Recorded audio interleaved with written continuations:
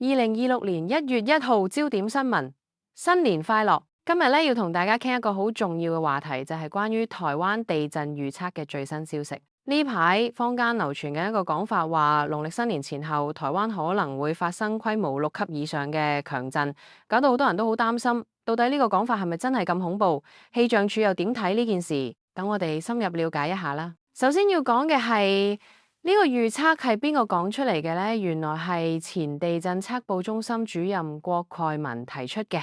佢根據過去30年嘅統計數據，發現台灣平均每100日就會有一次規模6級以上嘅地震。佢仔細分析咗由2023年10月24號到2025年12月16號呢段時間，總共記錄咗17次規模6級以上嘅地震。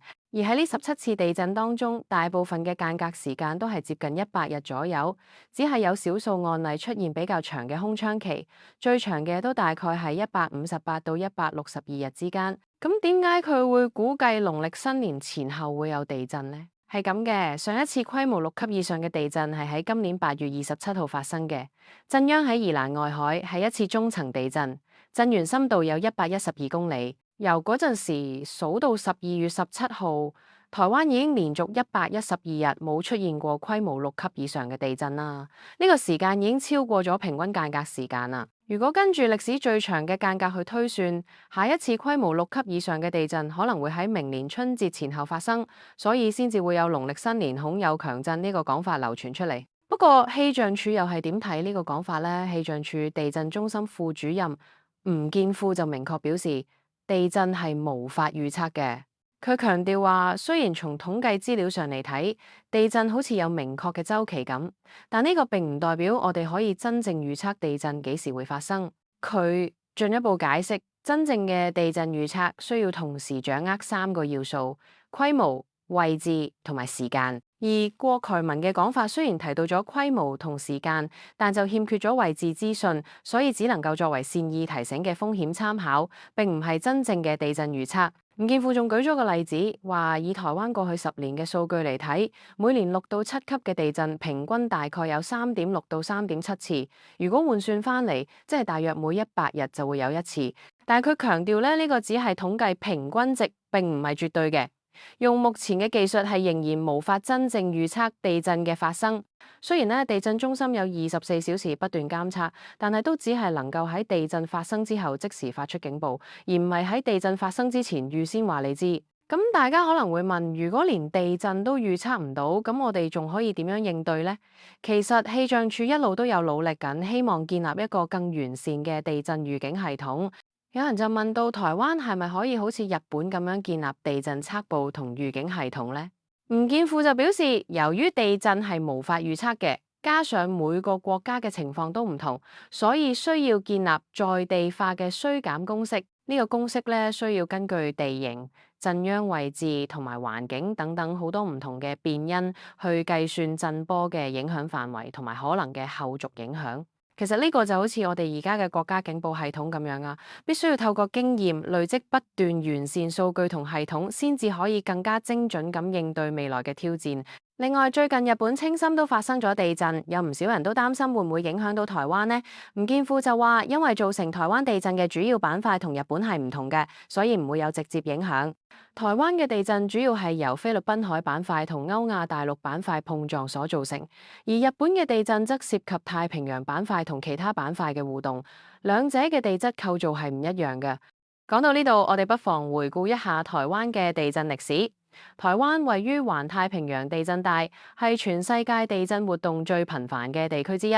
由於板塊運動活躍，台灣每年都會發生大大小小數以萬計嘅地震，但大部分都係小型地震，一般民眾根本感覺唔到。不過，規模較大嘅地震就會對民眾嘅生活同財產造成影響。過去幾十年嚟，台灣經歷咗唔少次重大地震。最令人印象深刻嘅，相信就係1999年嘅921大地震，當時規模高達7.3級，造成咗超過2400人死亡，超過1萬人受傷，經濟損失更係難以估計。嗰次地震嘅慘痛經歷，令台灣政府同民眾都更加重視地震防災工作。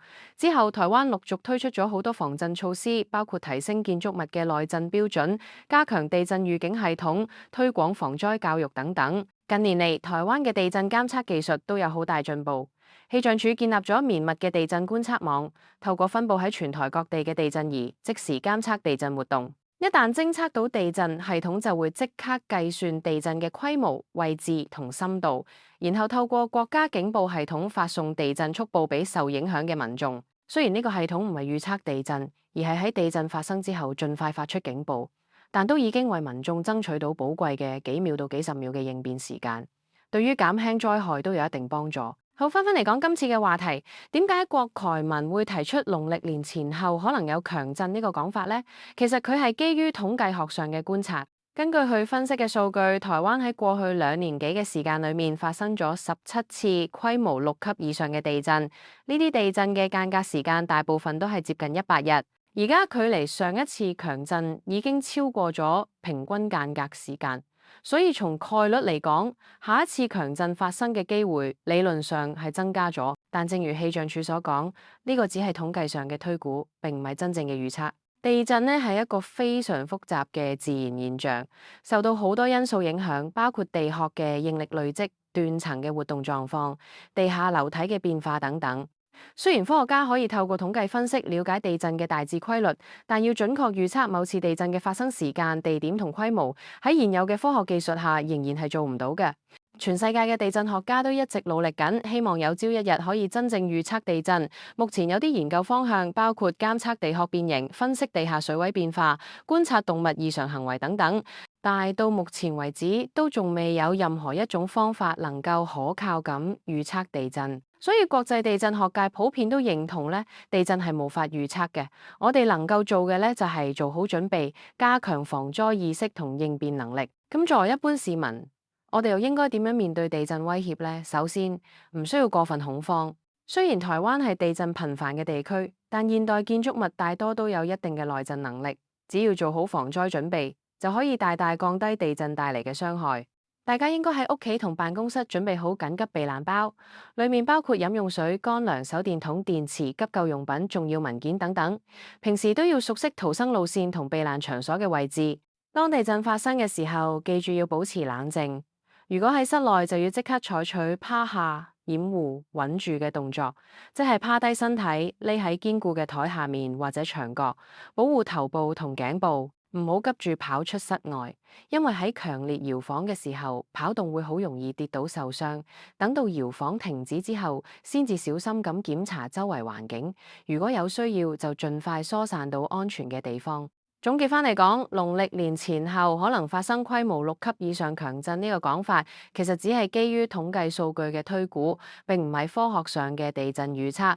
氣象署已經明確表示，地震係無法預測嘅，所以大家唔需要過分擔心或者恐慌。不過話雖如此，台灣係地震頻繁嘅地區，隨時都有可能發生地震，所以做好防災準備係好重要嘅。希望大家都能夠提高防災意識，平時做好準備，咁樣即使真係有地震發生，都可以從容應對，將傷害減到最低。好啦，今日嘅分享就到呢度，希望呢個資訊對大家有幫助。我哋下次再見。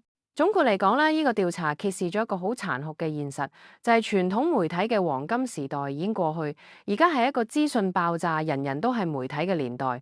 CNN 從75%跌到25%。呢個唔單止係 CNN 一間公司嘅問題，而係反映咗成個傳媒生態嘅巨變。未來嘅媒體要生存，就必須要適應呢個新時代，更加透明，更加貼近受眾，更加願意承認自己嘅錯誤。信任係好難建立，但係好易摧毀。呢個調查就係一個最好嘅證明。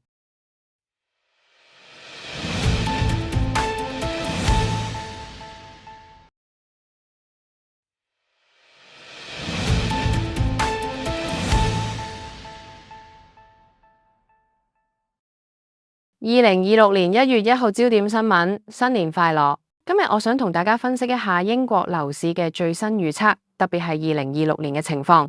根據最新資料顯示，2026年英國樓市前景相當樂觀，樓價預計會上升2%至3%。呢個升幅雖然唔算好勁，但已經標誌住市場由低迷期轉趨穩定，甚至逐步回復到疫情前嘅常態。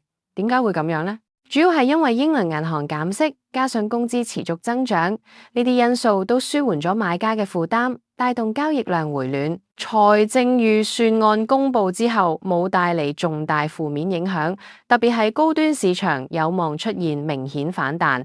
踏入2026年，英國置業人士可以享受到較低嘅平均按揭利率，供樓壓力自然減輕咗好多。講到地產代理 Jackson Stops 嘅預測，佢哋估計2026年咧樓價會升2%至3%，市場將逐步回復正常嘅。佢哋指出，利率下調同埋秋季預算案後嘅不明朗因素消退，都會提升買賣雙方嘅信心，促進更多交易活動。另一邊廂，房地產平台 Rightmove 都預測2026年樓市走勢會類似今年上半年，反映市場信心回暖。不過下半年因為預算案嘅不確定性，可能會影響信心。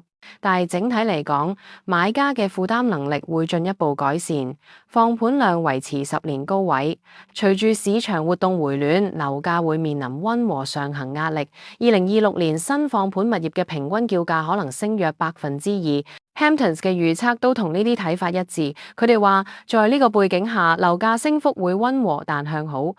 根據英國國家統計局 ONS 樓價指數，佢哋預期到2026年第四季全英樓價會上升約2.5%，其中中部同北部因為負擔能力較佳而成為領漲地區。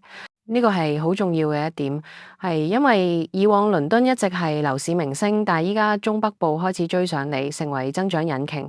講到今年嘅拆禮物日 Boxing Day，Rightmove 預期會出現較往年更明顯嘅反彈，因為好多準買家之前因為預算案不明朗而暫緩行動，依家趁傳統樓市旺季重新入市。佢哋對超過1萬名潛在買家做咗調查，發現近20%嘅人一直等預算案結果先恢復置業計劃。呢個數據反映咗預算案對市場情緒嘅影響真係唔細。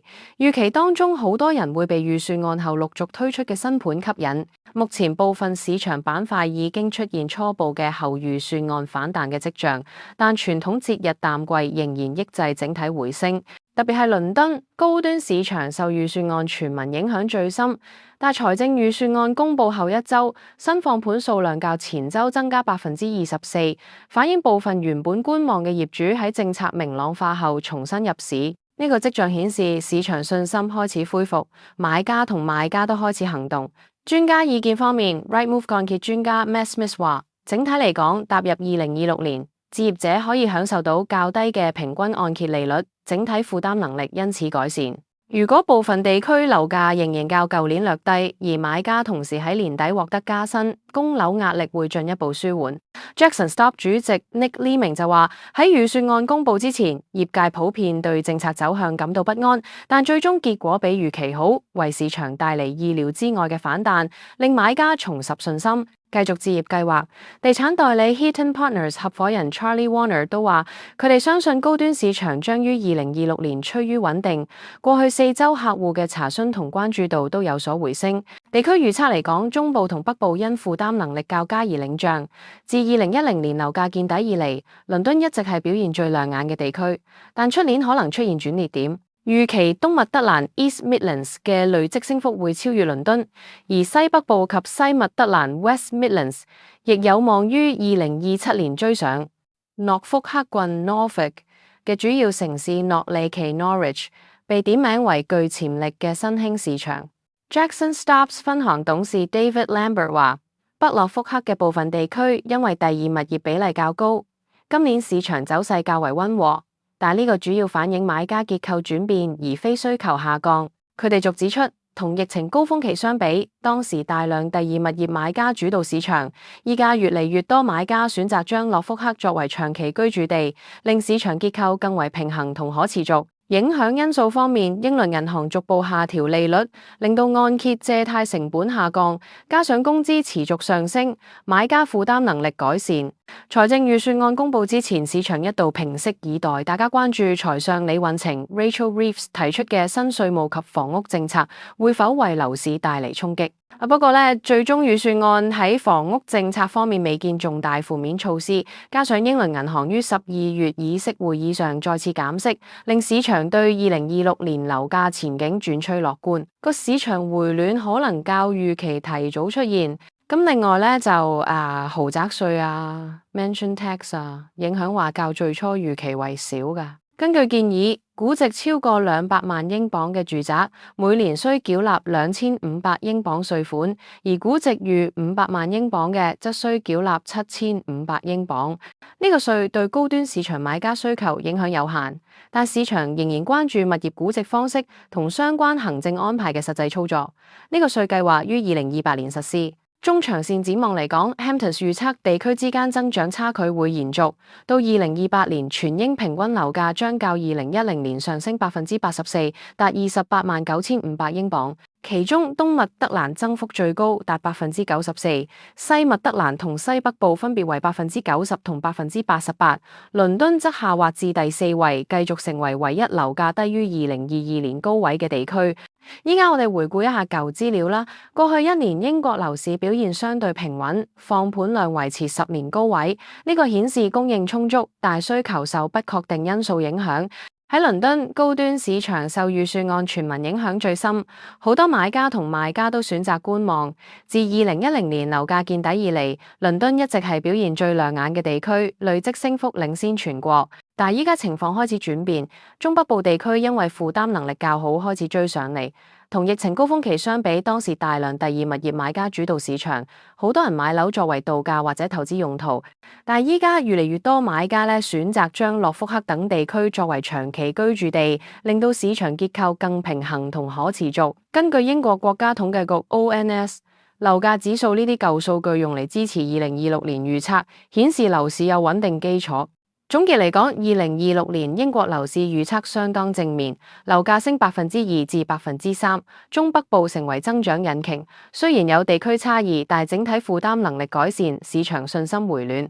回顧舊資料，過去樓市平穩，但依家轉向樂觀。大家如果有興趣投資英國樓市，可以留意中北部地區嘅機會。希望呢個分析對大家有幫助。記住樓市有風險，投資前要做足功課。多謝收睇。